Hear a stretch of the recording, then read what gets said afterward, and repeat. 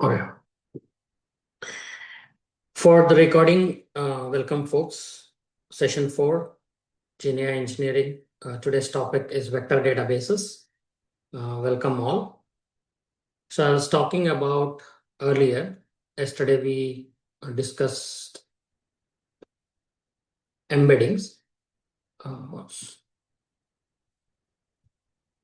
Yesterday we talked about embeddings and how the embeddings are useful in semantic search, how they are created, what are embedding models, providers who provide the embedding models, and then in the RAG architecture, how the embedding models are used, or with the use cases where the embeddings are used.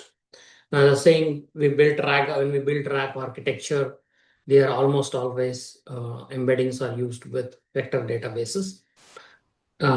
So today we'll be talking about vector databases and how embeddings are used with the vector database, and we'll build some semantic search application. Okay, so that's the focus. We'll be exploring FileDB as a vector database today and ChromaDB. There is Pinecone, if time permits, we'll explore, or when we actually build RAG architecture, we will be using Pinecone in the next sessions. So the next 4 sessions also, we will be beating on the RAG architecture, just the first half of the training. So when I talk about RAG architecture yesterday, also we discussed this, right? So we have sources, we break it down into chunks, we generate embeddings out of it, and then we store in the vector database. That's the first part of the application, RAG architecture. That's the storage part, where you call it knowledge base. You're preparing all the knowledge, all the available information of your organization ready to be searched with the context. Okay. Think of it like your transactional data you're putting in RDBMS, and then you're searching with the SQL, right, for the reporting. Same thing here. Your knowledge, your data, now which is documents, raw data source, okay, unstructured data that you have, or text data, you have to put it in a database, which is now a vector database for the semantic search. And then you do a semantic search and then use further an LLM to format your response, from these results that you do from the semantic search from the vector database. So based on that, we want to see what is a vector database. Okay.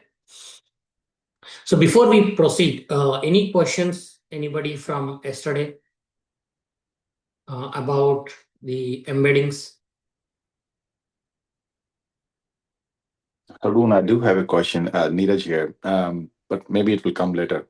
The chunking that you do, I think there is a method behind it, right? You on chop off sentences or whatever you're feeding randomly. So I believe there would be some sequencing or some algorithm behind how you chunk the data, or is there nothing behind it?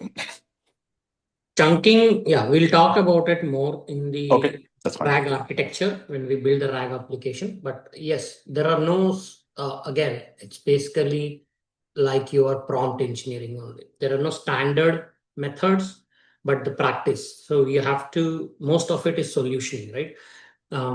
The algorithm or the recommendation is basically you split it.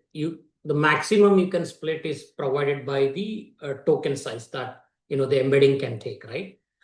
And then you split the number of chunks, and then you also have something called overlap between the chunks. So the chunk size and the overlap, these are the two parameters that are available for you to decide on how much is your chunking size. When you do, how do you decide how much should be your chunk size? Basically, you have to look at, it's a trial and error again. So you have to look at how your results are coming out. Is it giving you it's throwing relevant results when you do a semantic search, or it is giving irrelevant results? Are you getting all the results, or is it skipping something? So these are the things that you should do and tune the chunk size and the overlap uh, to get the correct results. It's kind of a tuning process.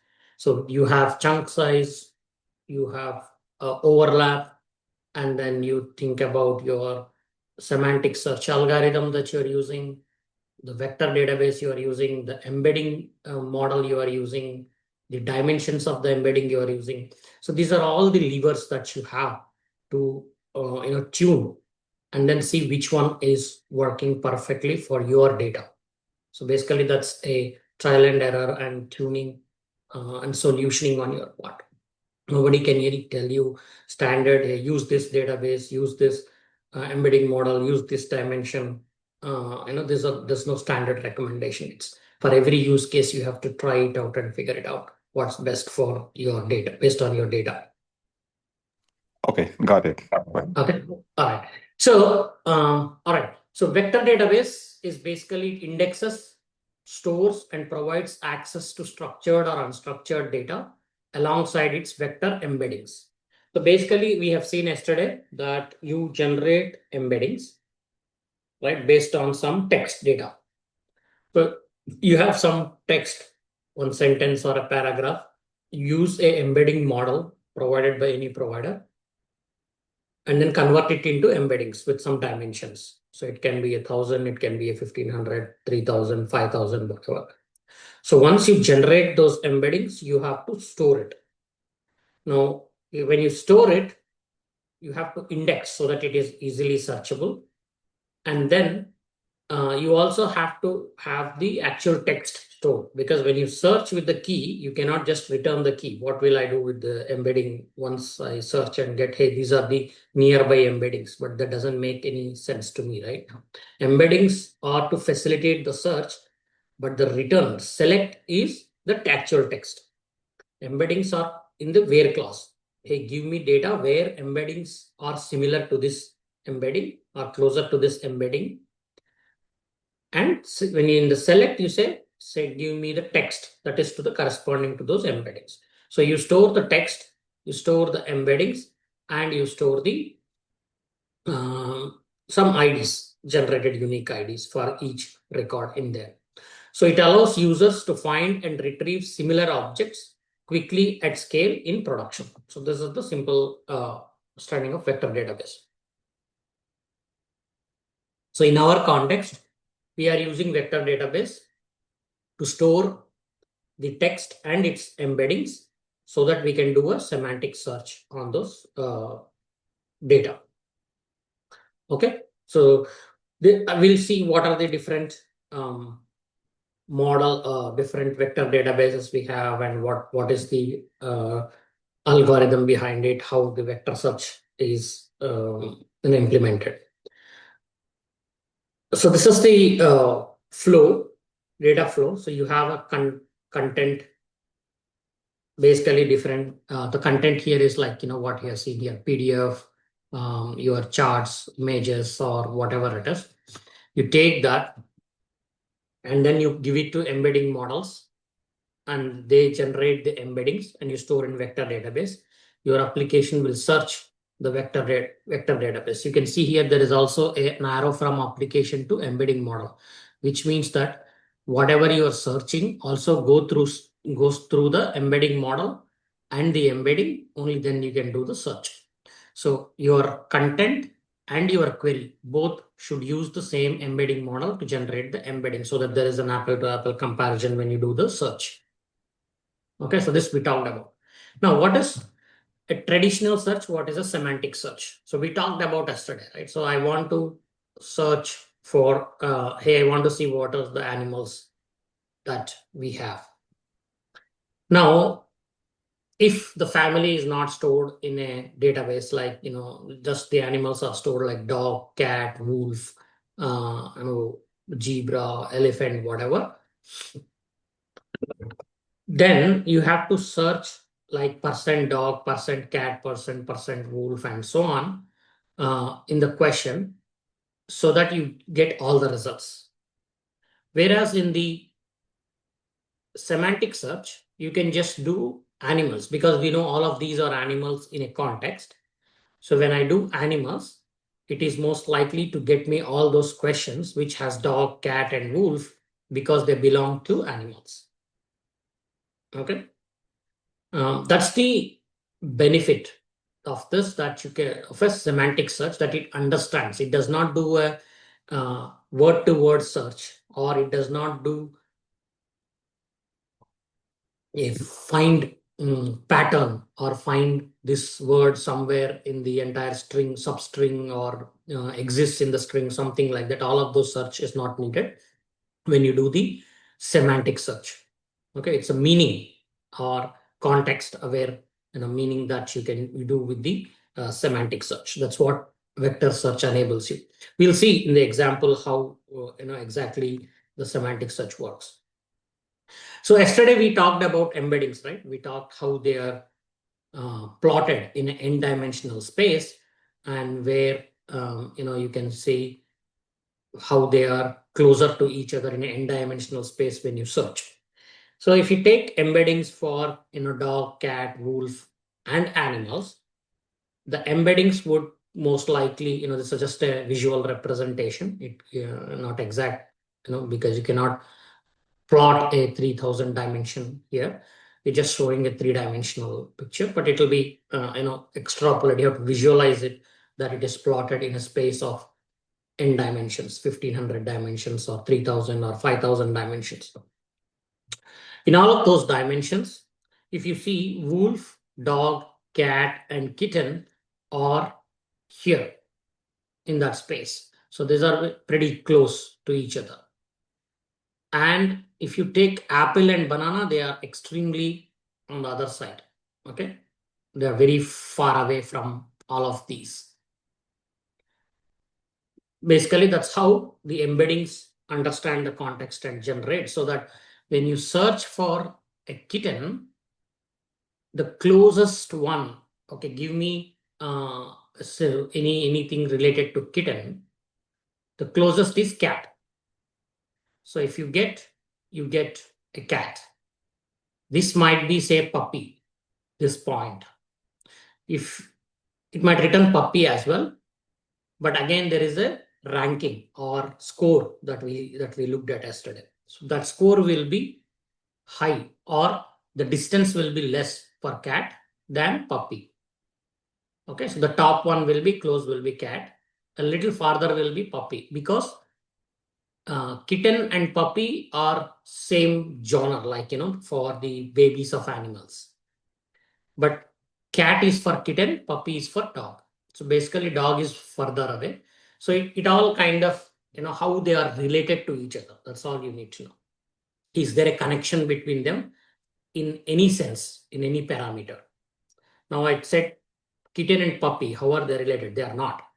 But in another context, they are both babies of animals. A kangaroo's baby is called Joey, right? Something like that. So animals might be farther away, their babies might be in a little close, but kitten is actually a baby of cat, or gender, I don't know, maybe. So it will be like close to the cat family. And apple, banana. So if you look at grape or orange, where do you think it will be? Here, here, here. That will be like banana and apple, that fruit Yeah. side. So like it will be, so if I want to plot an embedding for orange, it will most likely be around this space, right? It won't be here, this space, or it won't be in this space. It will be close to this space. Okay, so that's how the embeddings are plotted. Now we have different algorithms to figure out. When I ask Quitten, how does it calculate the nearest neighbors, or closest entities that it can return? So those are implemented by the vector search. So what are those? We have like four. We have four different algorithms. We don't need to get into how they actually work, but just understand these search algorithms. So whenever you're talking to, or whenever in an interviews, you should be able to explain, hey, we used a vector search in the RAG. We used this model ADA002 and we used cosine similarity to calculate the distances or to get the semantic search results.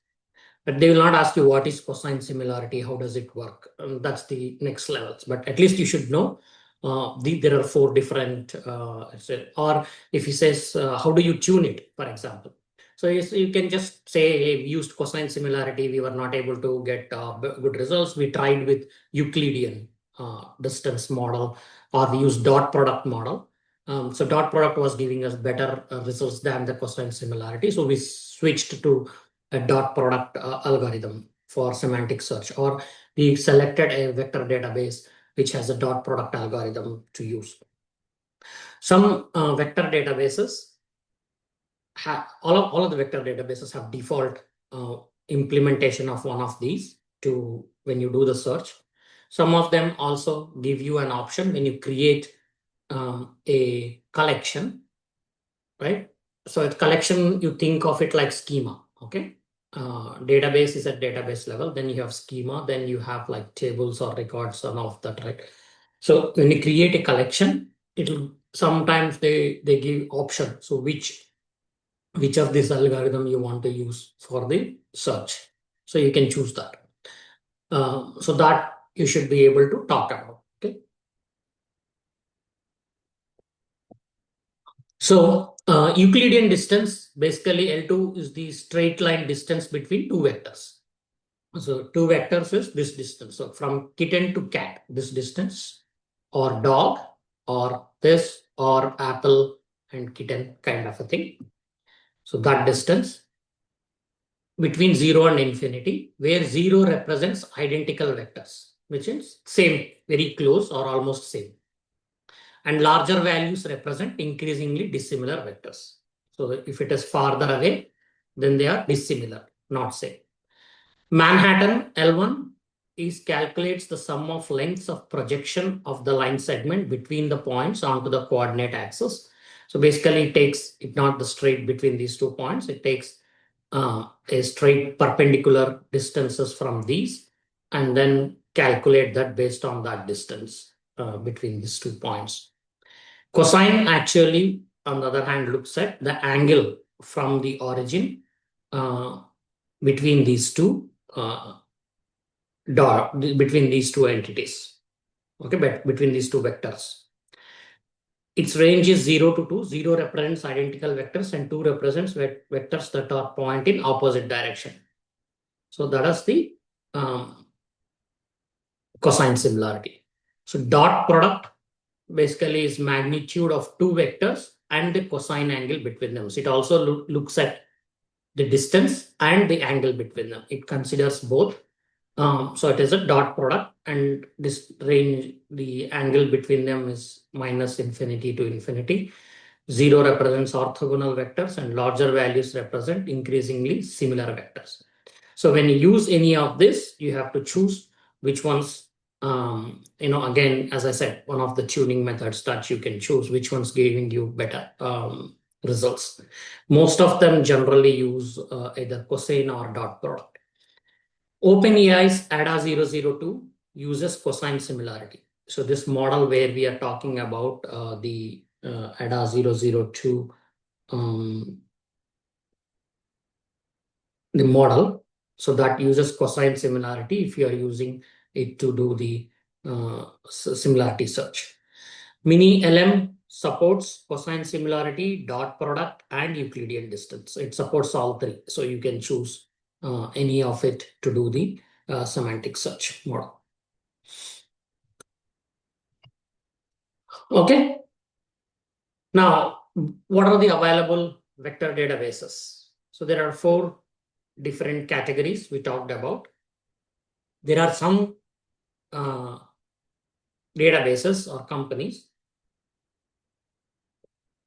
which are dedicated vector databases, like only vector databases, like Chroma, Vespa, Marco, Quadrant, LansDB, Milvus, and then you have AstraDB, other stuff also. These are open source in that, so which are free to use. dedicated vector databases, but commercial production, you have BV8 and Pinecone. Okay, so these are open source. You can use it for free. These are commercial. You have to buy the licenses to use them. Traditional databases that support vector search. I mean, they are like traditional. You can use your standard other normal data also, SQL data. Plus, they also have support for storing the vector database, vectors also to do the vector search. Something like OpenSearch, ClickHouse, Cassandra, Postgres. PostgreSQL, the vector database version of it is called PG Vector. Okay, PostgreSQL PG Vector that you can use for vector search. The fourth quadrant, same thing, as part of Redis, is the in-memory and Elasticsearch. We know all of this. They also support vector search, but again, they are source or commercial kind of thing. So these are the different vector databases that you can use. Again, there's no standard, hey, how do I select one over the other? It's all use case based and several parameters. The same applies at every step of building the applications. These are all architectural decisions. There's nothing new. Maybe the parameters are different. Maybe the options are different here. But even in the traditional, right, the same questions will be there. When you're building any SQL application also, why Postgres? Why SQL Server? Why MySQL? Why Oracle? Earlier also we had options. How did you choose one over the other? The same logic applies here as well. What is your use case? What are the volume? What is the scale? How many users? Do we need a smaller one? Do we need a robust big database? What is the latency that is acceptable? What is the price point? Do we already have it something in house? Best example is, suppose I'm already using Postgres QL, right?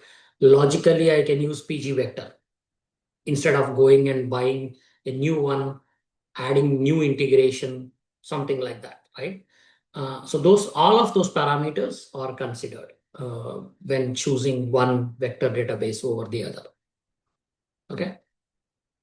Now, what are some of the databases that we can try it out when trying, right?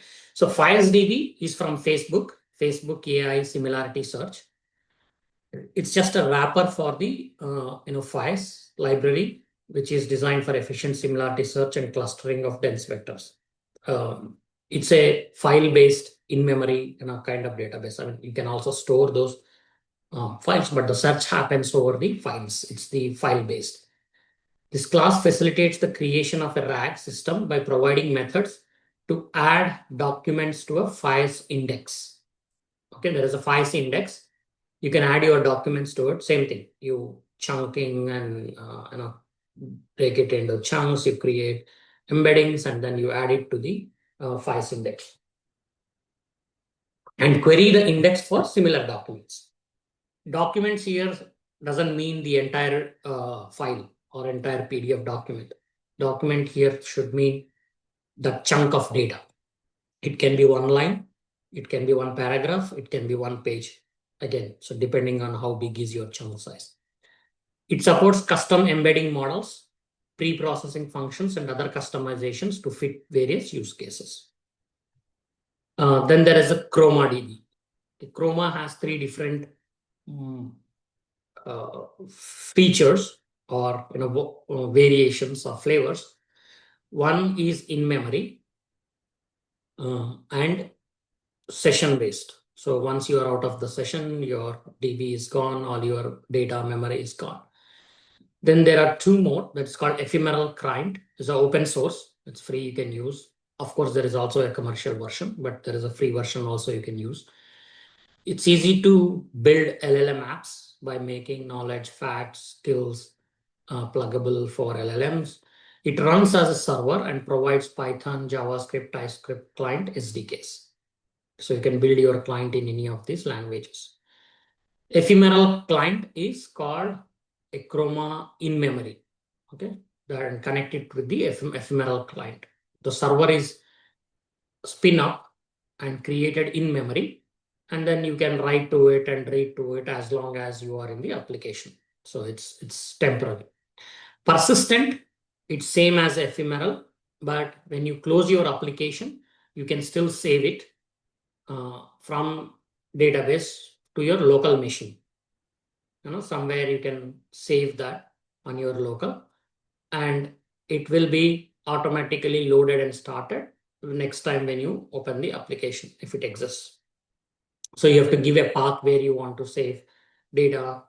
It's just an extension to your ephemeral client, but again, all the persistence is on your local machine, so it's not very scalable or safe kind of a thing.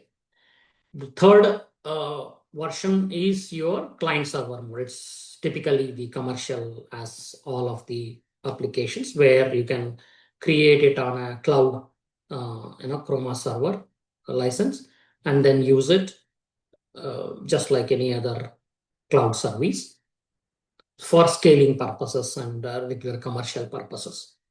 Okay, that's the client server. This ChromaDB. So we have FileDB, ChromaDB, and then we also have like uh, Pinecone. We also will explore FileDB, use FileDB, ChromaDB. We'll explore Pinecone in the RAG. We will also explore AstraDB, which is from IBM. Neeraj, he should be, or somebody from IBM. Who's from IBM? Neeraj, you're from IBM? No, no, no. I'm not from IBM. I'm from Also, Bot. Yeah. okay, okay. Sorry. Somebody, I think, was from IBM. So IBM bought that platform called, what is it? Oh, Line Flow and AstraDB they have. So they bought that platform. So now these tools, this vector database and the platform, no code line flow platform is part of IBM now. Um, so that we will also explore the AstraDB. So 3 or 4 vector databases we'll explore. And then you can experiment and try it out with different databases like Milvus or anything that is available for free. For example, VV8 trial versions you can use and experiment with that. Okay. So any questions before we jump into the hands-on demos?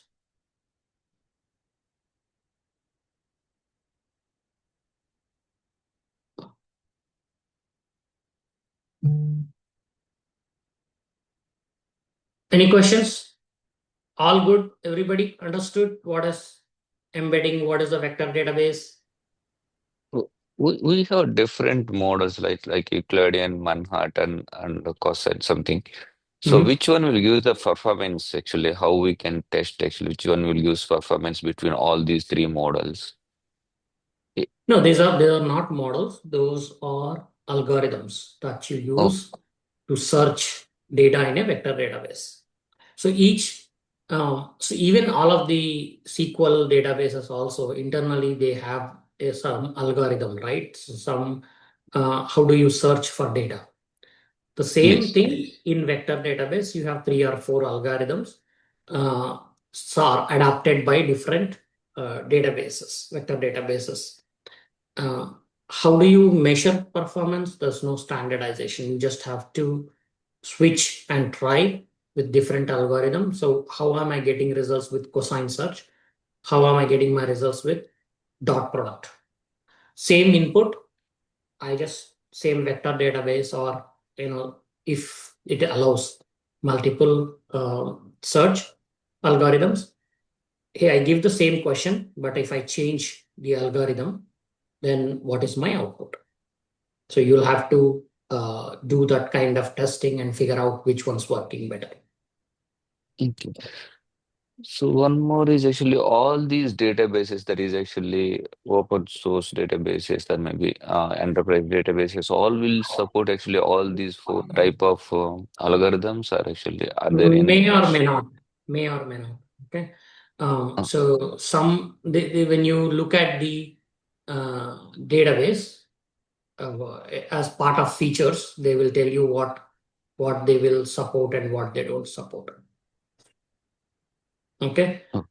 You'll Yes. have to look at the where is that? So you have to just look for, say, VV8.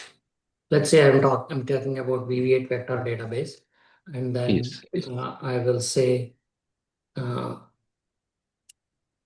search algorithm supported. Okay.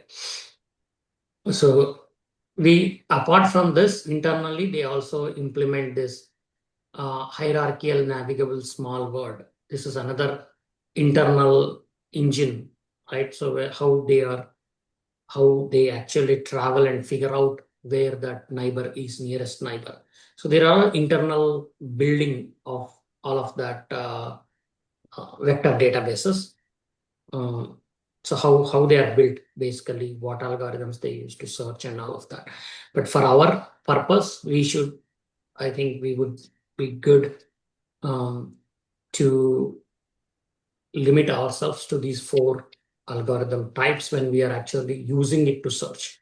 Internally, I think we should not get deeper into what are these HSNW and all of that, how they implement it at this point.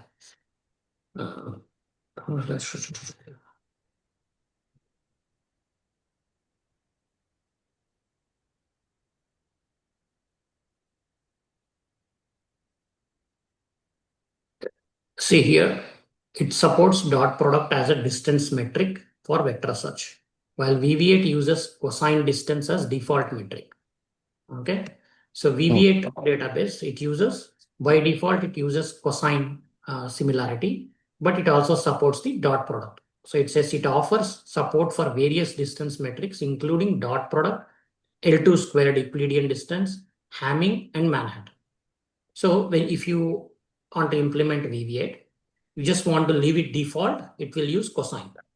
Or if you specifically want to use, no, I don't want cosine, let's use any of this, it provides an option you can choose.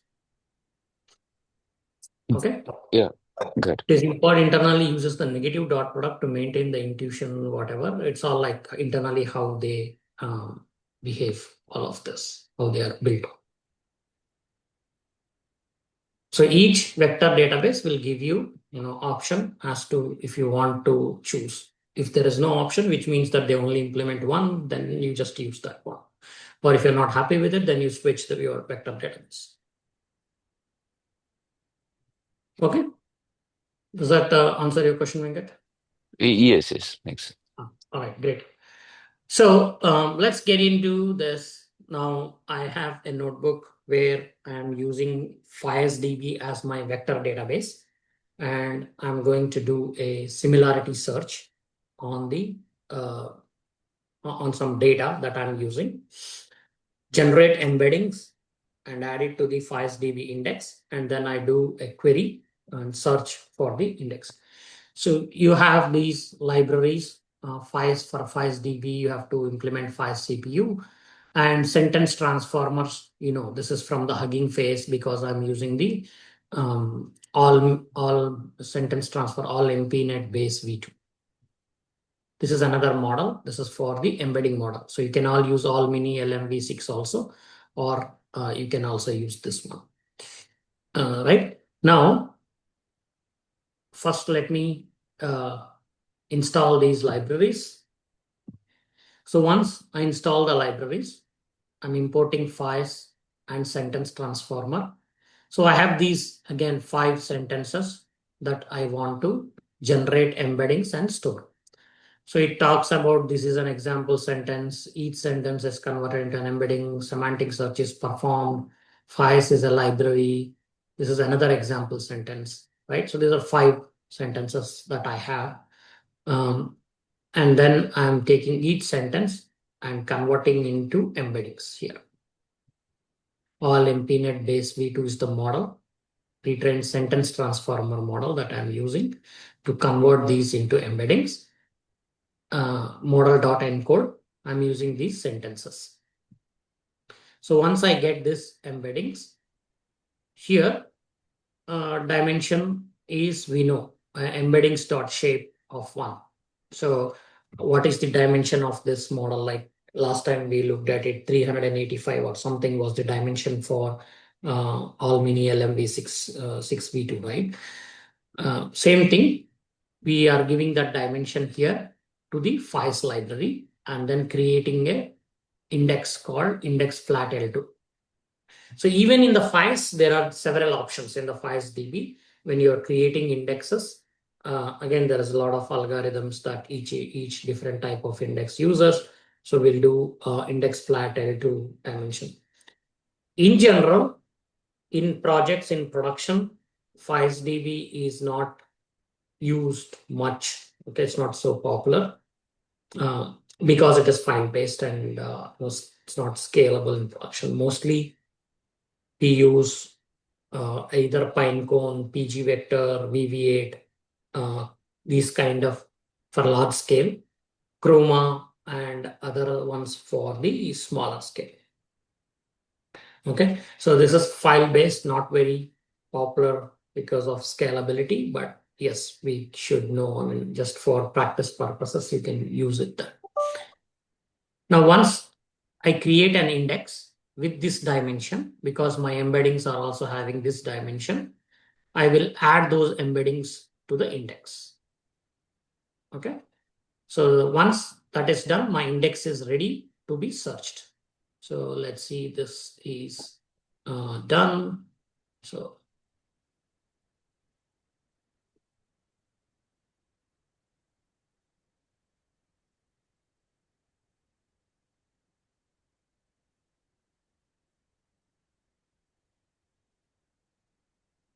this is creating the index. Now I'm doing a function called, creating a function called semantic search, where I am passing the query and a parameter called top k equal to 2.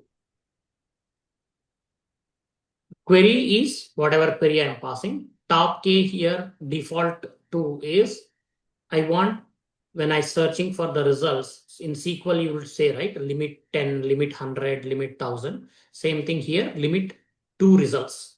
So give me the closest 2 results when I search for this. This is the default, but I can always pass this how many results I want. It will give you, that many results. So here, once I pass my query, see, I'm passing the query also through the query embedding. So model.encode. Even my question also, I am sending it to the model to encode it as a, generate as an embedding, query embedding.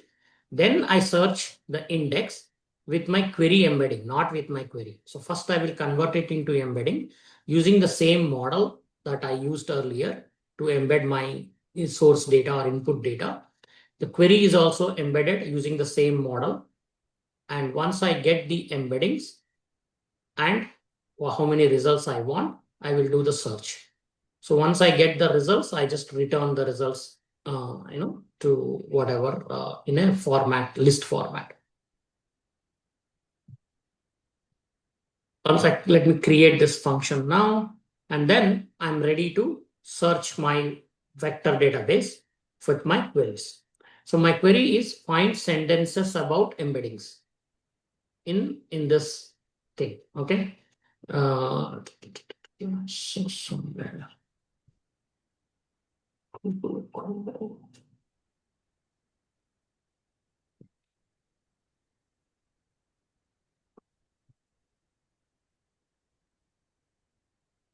Okay. So give me sentences about embedding. So there are 5. In these 5 sentences, I'm looking for sentences with embeddings, and I want top 3 results. Okay.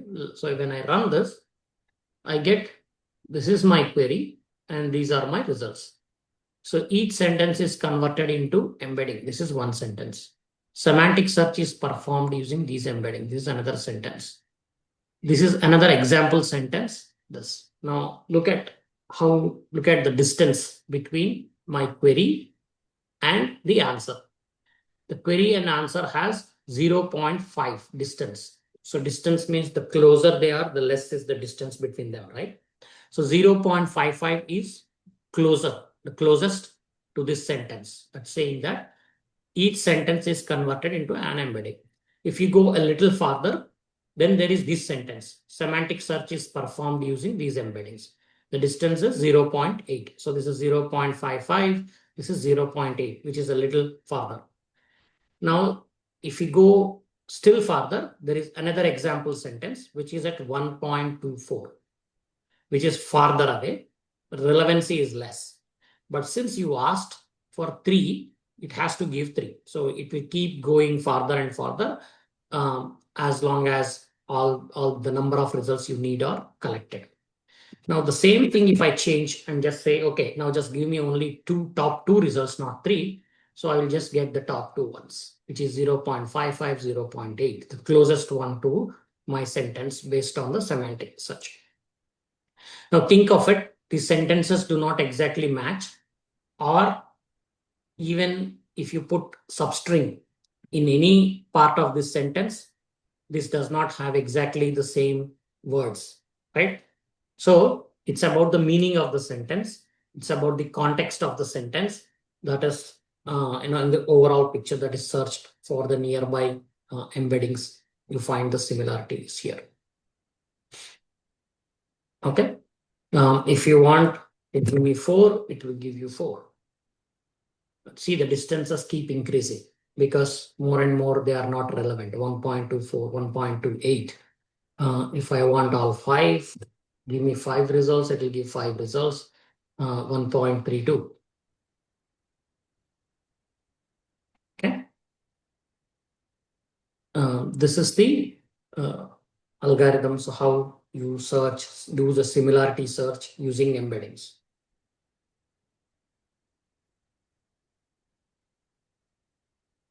Okay. Any questions? Harun, I do have 2 questions. One, these rankings or the that 2, 3, 4, the numbers that you are giving. By default, they are like the nearest to the query. Is that the default thing, or are there also mechanisms like in SQL you do that, right? Top 10, order by this, order by that.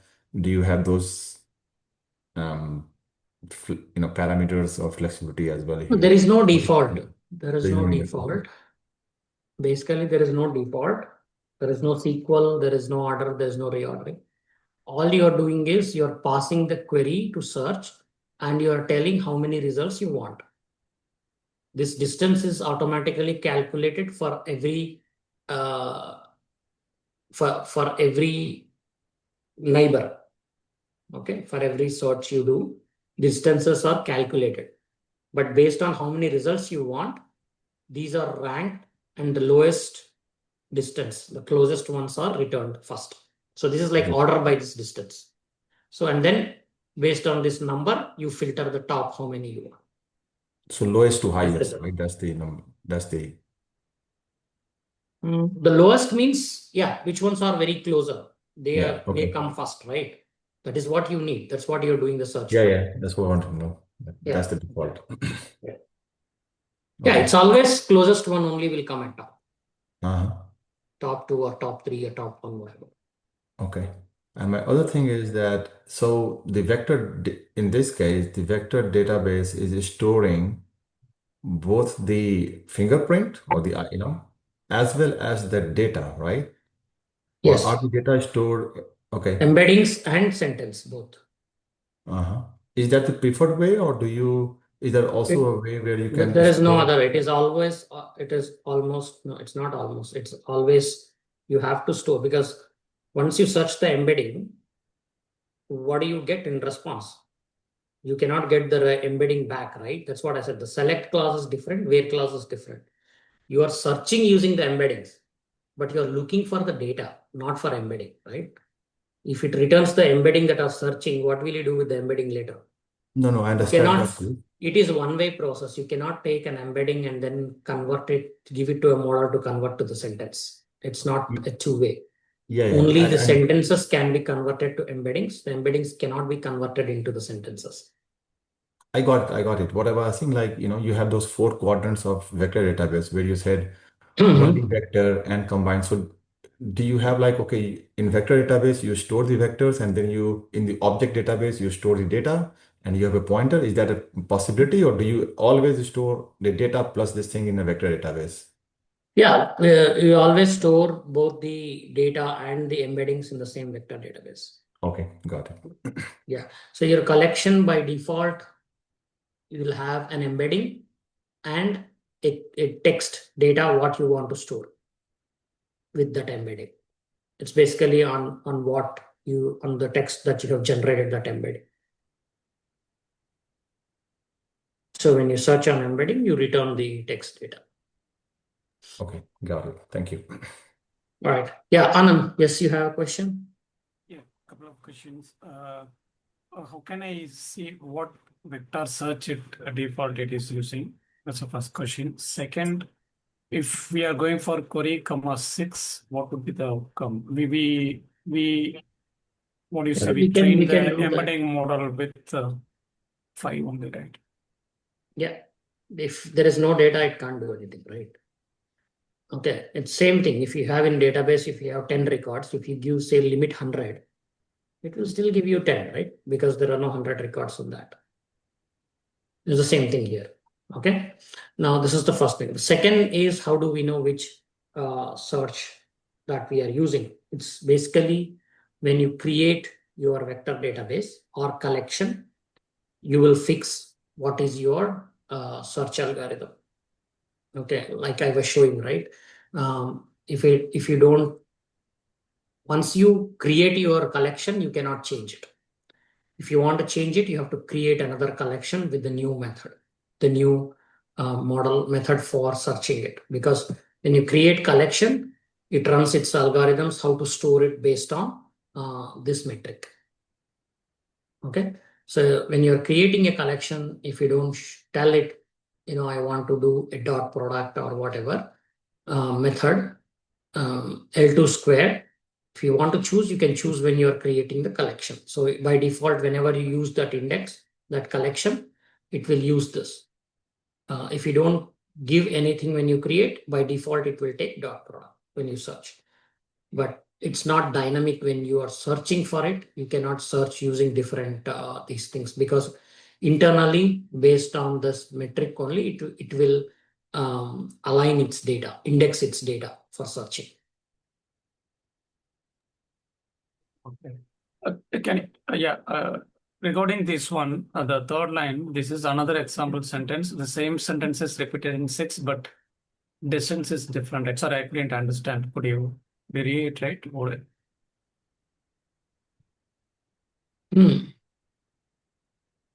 Yeah, I think it's just trying to the distance is 3.4 into e power plus 38. It's typically kind of excluding it from your data set because it's too high, the distance. So it's far beyond the reach. So it's kind of excluding it by giving it a huge number because it cannot have anything. It has only 5 here. So Can it's I just say this is hallucination, or that one is different? No, hallucination doesn't come in the embedding models. They are not Okay. trying to answer anything. They are just analytics model or statistical models or machine learning models, basically. They just take the data, run through some algorithm and generate the embedding. So there is no hallucination in the embedding models. Okay. But it's only on the text generation models that hallucination happens. Here, this is just way of eliminating by giving it a huge distance, e to the power of plus 38, 3.4 kind of a thing. Because normally your results will be between 0 and 1 or 0 and 2. That's the distance that you normally take. Yeah, this was interesting. Yeah. Even I didn't check. Okay. Now, so let's go and see another database, ChromaDB. how we generate. So this is like creating index. This is all in memory, right? So we have not gone to any FISDB database. We have not created any collection there. We have not added anything. So it's all in memory. It's creating the indexes on the fly here. There are different algorithms, different types of indexes also you can create with FIS. Another lot of other options available. Same thing with Chroma. There are different options. You can go create a database here, create a data source, load data, and then view your data. You can do that here. It's a test database. And you have free $5 of usage remaining that you can use.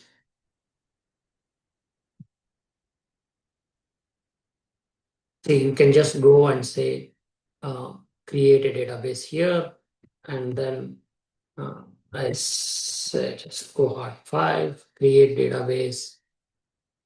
Okay. Now once you create that, so we can use sample data to load in. See here. So when you load the data, right? So this is ID, unique ID that is generated, and this is your document. This is metadata, whatever.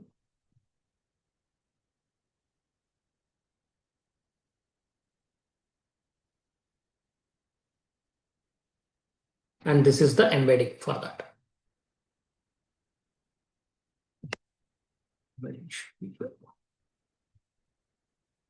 Okay. See, what is it storing? It's storing a ID. There's a document. This is the actual text, and it's embedding. So by default, it is also storing see, you can see here, it is showing you the nearest neighbors when you search with distance. This is only for viewing, but it does not save this.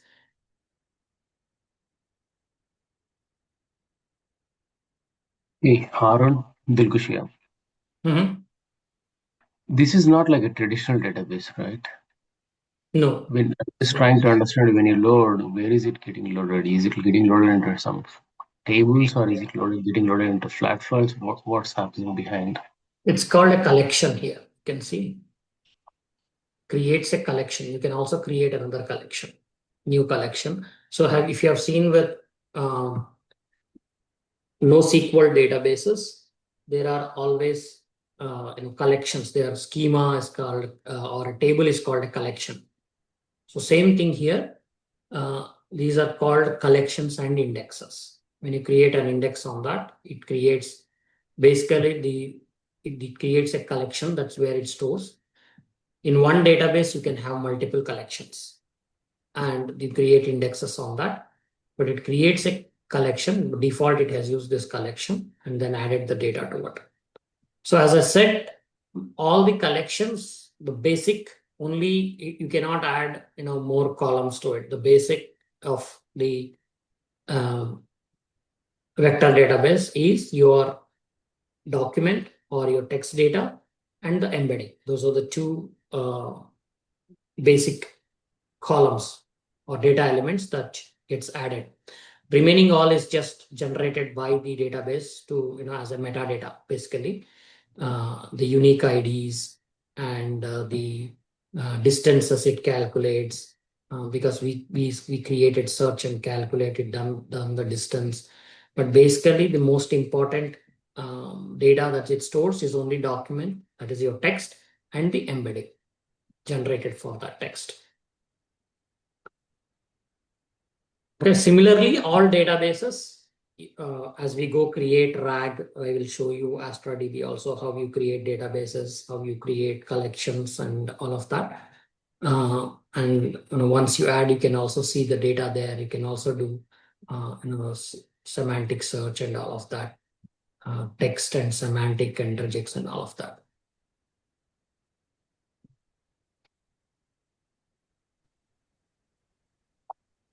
Okay. So this is how the data gets stored. Here you can see with the text, as I said, right? There is a text and there is an embedding. That's all. So you search with embedding and you return the text data. Okay. So this is chroma thing, right? So what we are doing here, we are doing ephemeral client that is in memory, not the cloud here. So we go not persistent. In memory chroma DB here we are creating. See here we are creating the client and creating a collection called weather3 collection. Okay, so we'll just rename this cohort 5 collection. Any name. So whatever we are doing here, all of this is done in memory when we create a specific client for ChromaDB here. ChromaDB.client, create collection, cohort 5 collection.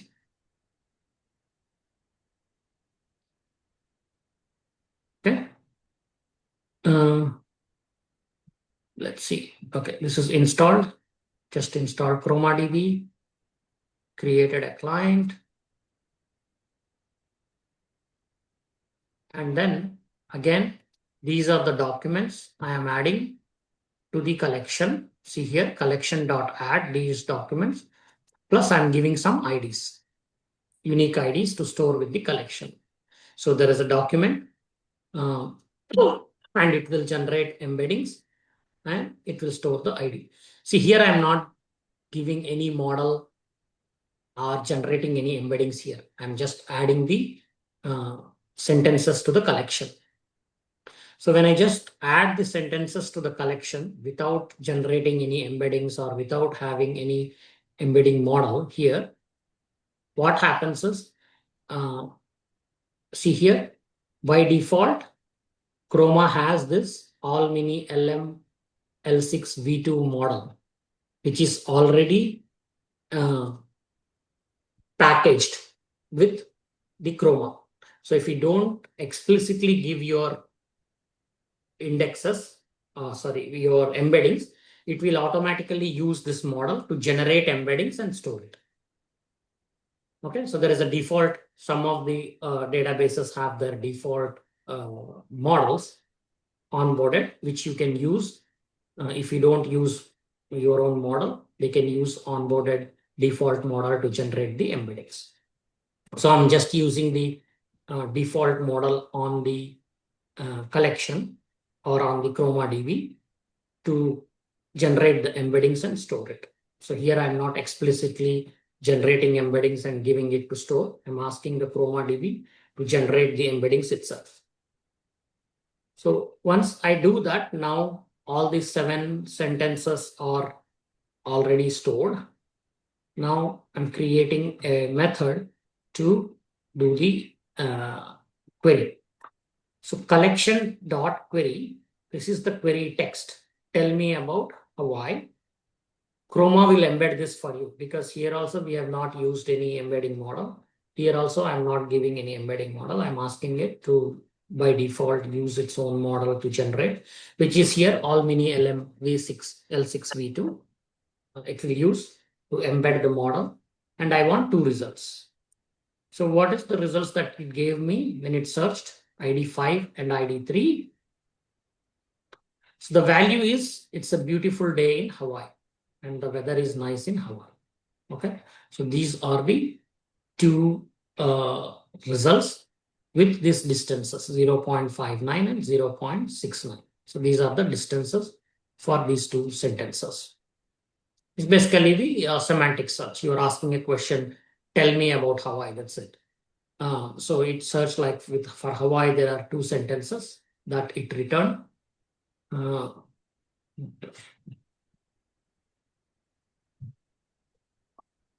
Yeah, there are 2 sentences for Hawaii in this data set collection. So it returned those 2 sentences. Now I'm saying it's freezing. Okay, just a sentence called it's freezing. Now give me any related information that I have for this. Okay, now what it gave me,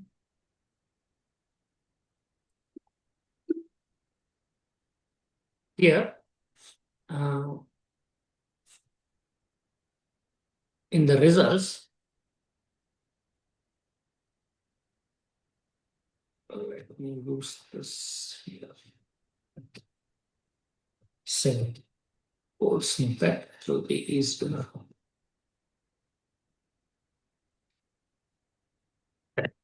So it gave me 3 IDs. Okay, when I searched for this, because I asked for 3 results, it's cold and windy. The temperature is very low. It is a very harsh winter. None of these 3 sentences have anything related to or has that word called freezing. Okay, I only used just the word freezing, but none of these sentences have its freezing. But why didn't it give me the Hawaii sentences here? Why did it choose these 3 sentences? It's because of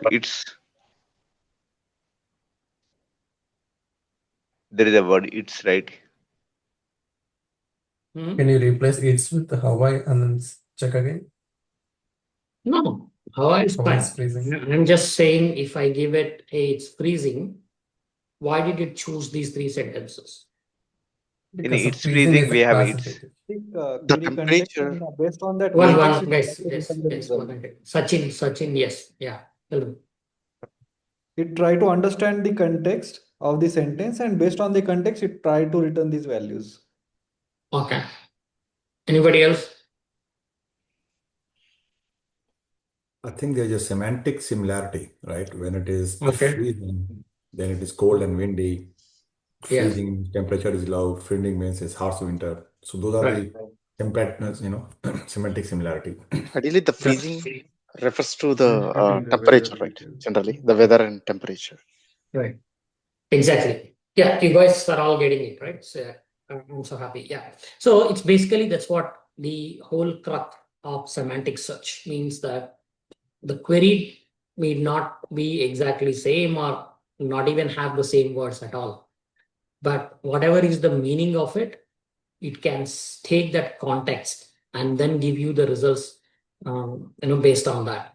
Yes, it's when it's cold and windy, or when the temperature is low, or when it is harsh winter, it can be freezing, right?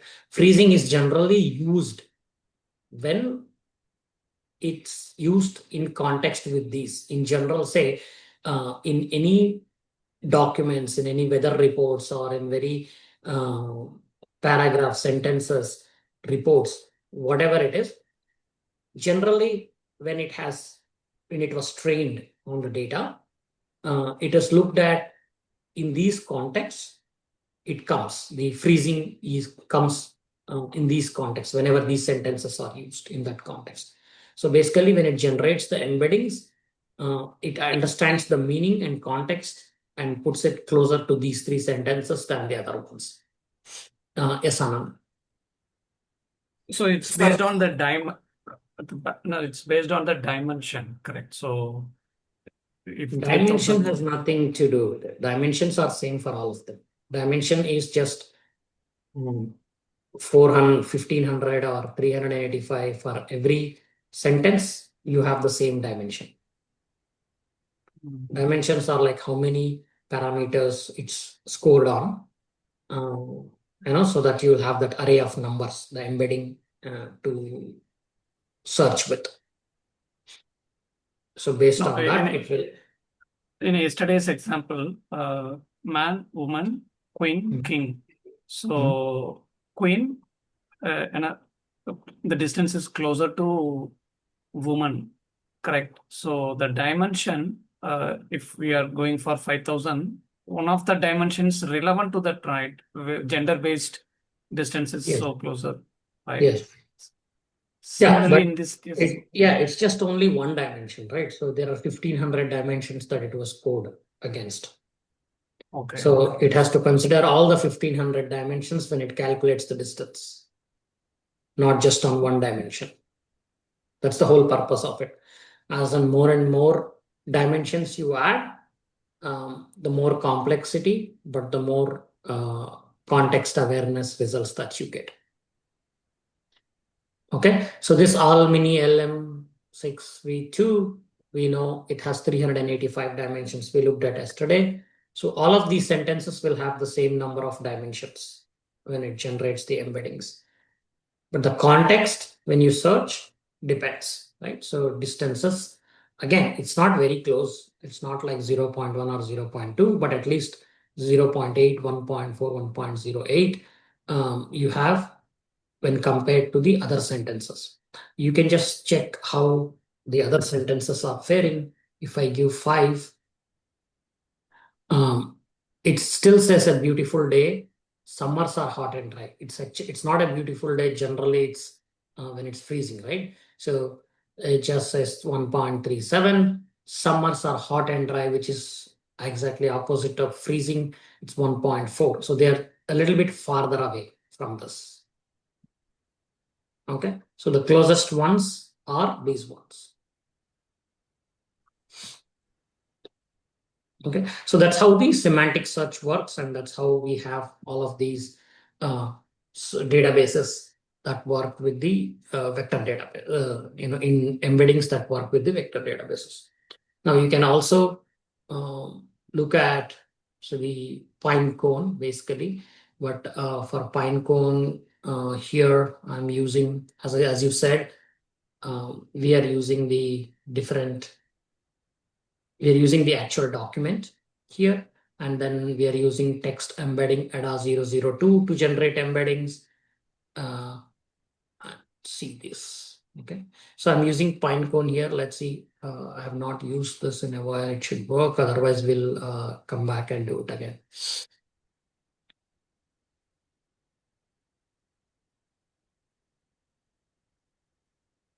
Okay, so Pinecone here we are doing unstructured tick token LangChain. So this is the first time we are using LangChain. OpenAI, PyPDF, Pandas, Pinecone, LangChain community. So all of this for processing. Okay. So now we are getting into the Are first. these all things on top of Python, Harun? So we are now getting into this complete process of reading the document, chunking it, generating embeddings, and storing in the vector database and querying. Okay, this part of the RAG. Basically, we semantic search. Just this part we will do. When we add this, it will become complete RAG. Okay. What is it all Python? So these are all Python libraries that we can use to interact with all of these. Okay. PyPDF reader, because I am going to use a PDF document that I am trying to index, generate embeddings and store. To use any of the, so Pinecone, we have to create an API key with the Pinecone, create account and create API. So we don't have enough time today. I will again revisit it next week, how to create API keys for OpenAI and Pinecone to use the models. Okay. And here, as I said, I store these keys, OpenAI API key and Pinecone key here, so that I can use these keys here to connect to Pinecone and to connect to the OpenAI.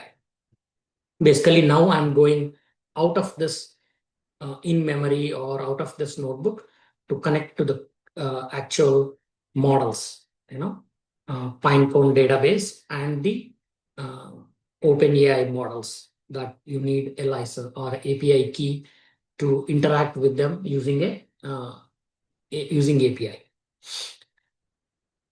So from Google Colab, this is where I'm storing my keys, secrets, user data.get. This is the name of the keys. So we get those keys and then we will just set it up in these environment keys. And this is where my Pinecone will show how to, when you create an account, you can choose all of this, the underlying, which cloud you want to use, which geography region that you want to create. So this is all you create there, and you get a key to connect to that. So you take that API key, you take that OpenAI API key, and then you can create your indexes here. So list of indexes. Let's see, run this. Okay, grant access. Okay, now we have all of this boilerplate code. You can go through, or we can just go through again, but high level, what I'm doing here is I'm creating an index, semantic search fast, index name, and load PDF is one function where I'm reading the PDF and extracting the information using the PDF reader. Chunking, as I said, split the text into chunks. So here I'm using a chunk size of 100 characters, 100 words basically. So each chunk is 100 words and overlap is 20 words. So the first chunk will have 100. The next chunk will repeat the last 20 characters of the first chunk and 80 new characters. So the third chunk will again overlap with the second chunk. Take 20 characters from the previous chunk. It will start 20 characters behind and then take 100 characters. So like that, it will take those chunks using character text splitter. Then I'm generating the embeddings for each of those chunks using text embedding ADA002. This is the OpenAI model. So if you want to access this, you need to set this OpenAI API key to connect to it. Okay. So once I generate that, get embeddings, then upsert chunks. So I add these chunks to the Pinecone index that we created, all of these chunks and embeddings. Then I can do the query with this embeddings. So before, so when I run this, I will run this. And now this is the file I want to encode. The file is not available. So what we have to do, we go here, upload that file.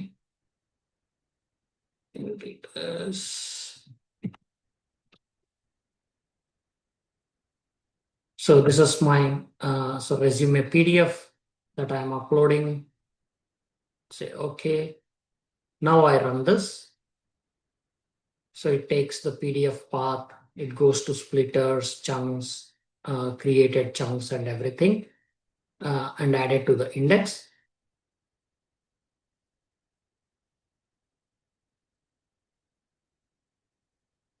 Run this. Okay. Now, when I query the database, I am asking what are the certifications. Okay.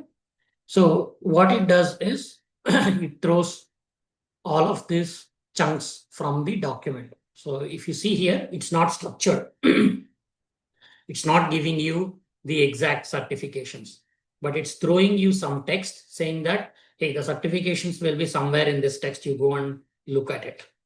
So this part, this first chunk with a score of 0.8. Okay. The second chunk, 0.8074, 0.8062, 0.8057. So based on, so it threw at you 5 different paragraphs from the resume. Okay. So how many default, how do you put? You put 5 default. So based on this, it threw at you 5 different paragraphs where it thinks there are your certifications. That's all your semantic search does. Okay. Now the question was earlier, if we are putting it in here, we are searching, we are getting results, then why do we need this LLM part here? Right. So this was one of the questions in our previous discussions. So I said, when we go there, we'll look at it. Now this is all raw data. Okay. You cannot make sense of the raw data. It's just pulling out some paragraphs from the document and throwing at you. Your answer lies somewhere in this. Now you go and figure out. It's not doing all the 100%, but it's helping us by reducing the number of data. So instead of passing the entire resume PDF document to my LLM to answer the question, I am only passing parts of that PDF where I think the certifications are mentioned. Okay, so those paragraphs is kind of filtering. So that is filtered using our vector database and embeddings. Now, once I got those 5 paragraphs or 5 chunks of 100 characters, so total about like 500 characters it gave me. And if you take out the overlap of 20 characters each, so original like 400, about 400 characters or 400 words, sorry, not characters, about 400 words is what it is sending, giving the output. Now, the next step of building the RAG is I take those all 400 text or words and give that to LLM.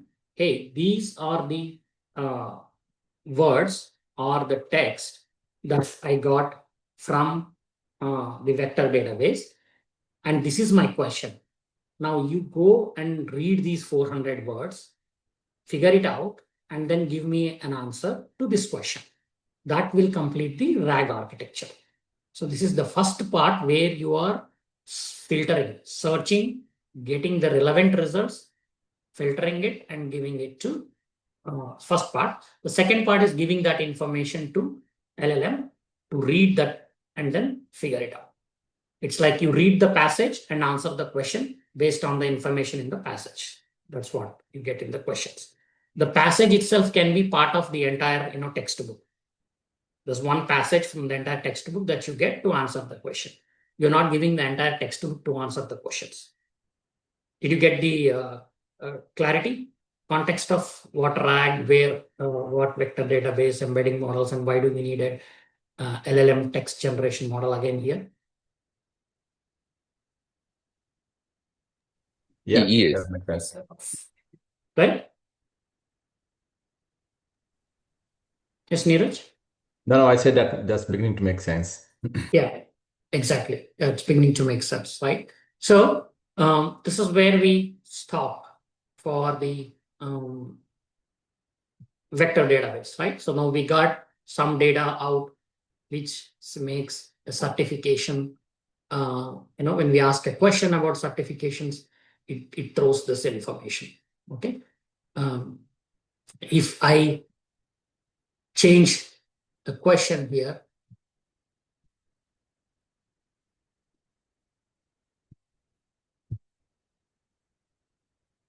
what are the projects executed? I don't need to do this entire thing again. Okay, all of that is done and stored in vector database. Now I just query the database with different questions. Now see, you got different chunks.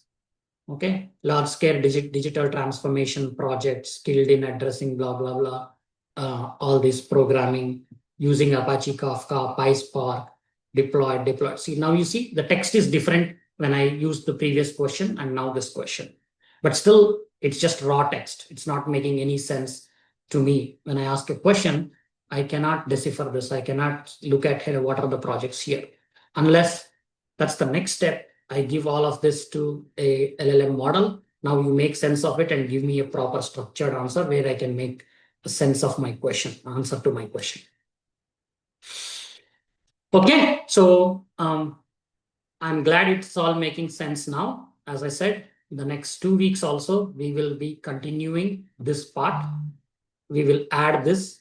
Now we have slowly started from embeddings. We added the vector database. We completed this semantic search application. So this is when somebody says semantic search application, this is it. Here is where it ends, the semantic search application. Now we built the semantic search application. We're using the document, using chunks, embeddings, vector database, and query and get results. Then we start adding the next part to it, adding a LLM. We pass this question, we pass this data that is coming from the vector database, semantic search results, and any instructions to the LLM model here to generate the answer. That's the next part we'll be adding. Now, once we add that, we'll do this entire thing using various frameworks. One is our LangChain, the other one using Agno framework. Then we will go into no-code frameworks like Langflow and AstraDB we'll use with Langflow. to generate vectors, embeddings, vector databases, and the complete RAG application. And probably we'll also look at exploring Bedrock.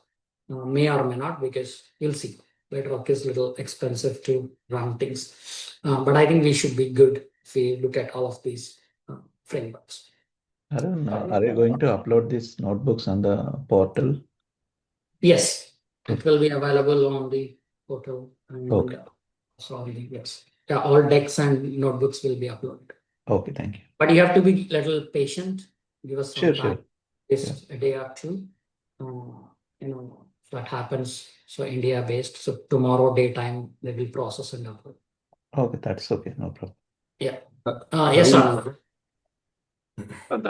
In the slide, the drawbacks of naive RAG is mentioned. You will be covering in upcoming session, or anything needs to be known at this time? Which in the same slide, drawbacks of naive RAG, extreme top right. Oh, this one? This one? Yeah. Okay, let me see what is that. Don't worry too much about it. It's basically for every architecture there will be some challenges, pros and cons, right? So we must already discussed that precision, retriever chunks, and missing information. Those are all part of your chunking strategy. Yes, we as more and more we discuss, they are already covered in that. Hallucinations of the LLMs, that's part of the RAG, right? So, and augmentation hurdles. I can't even see the text. Repetitive outputs, enrichment. So don't worry too much about it. It's just standard text. Pitfalls when you are implementing kind of a thing. That is why we are doing the tuning, right? So how much should be your chunk size? How much should be your overlap? What happens if the overlap is too small or there is no overlap? What happens if your chunk size is too big or chunk size is too small? All of those things that we talk about in the drawbacks, kind of in the naive RAG. Okay. All right, folks. Yes. One thing, real quick on this. The videos. I think I'm added to this WhatsApp much later. So could you repost the link or link for the where this portal is or where it is? I don't have an access yet. No. I'll talk to you later on that. They are all already there on the playlist every day immediately. If you see all these four, all the 4, 5s, or 4th session, right? The 3rd session, 4th session. They are all already available there. Yeah, I just don't know where it is. Like, what is the link to that portal? That's what I don't know. It's posted on the WhatsApp. Okay, let's meet ping offline. I'll let you. Okay, sounds good. Yes, Vinay. Yeah. So, do we have any other search other than semantic search? No, for RAG, it's only semantic search we use. Other search is just SQL search. There are some things called hybrid search where you can limit the results with hybrid search. Like if you want to do an exact search, first you get semantic search results and then you want to say, hey, I want to get the exact search. It doesn't make sense, but sometimes there is something called hybrid RAG where you can filter out some of the results with traditional standard search plus semantic search. But for the RAG, mostly you use the semantic search only. Okay. Yeah, thank you. Yeah, all right. Thank you, folks. Keep rocking. Good questions. But don't worry. As we go through, we have still 4 more sessions on the RAG. We will cover all your questions, all your doubts. Things get more consolidated as we do more and more use cases on the RAG. Okay, you'll be all very comfortable. Don't worry about it. And I can see that it's beginning to make sense of this. How the things are coming together, how the things are related to each other, how the things are, all the dots are getting connected slowly. So going forward, yes, you will all get more and more comfortable with this.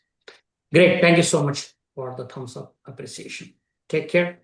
We'll meet next week. Any issues with accessing notebooks, decks, Just give me a day or two, and if you still don't see, then ping me. I will get back to you. Okay. Thank you, folks. Have a nice weekend. See you again next week. Thank you. Bye-bye.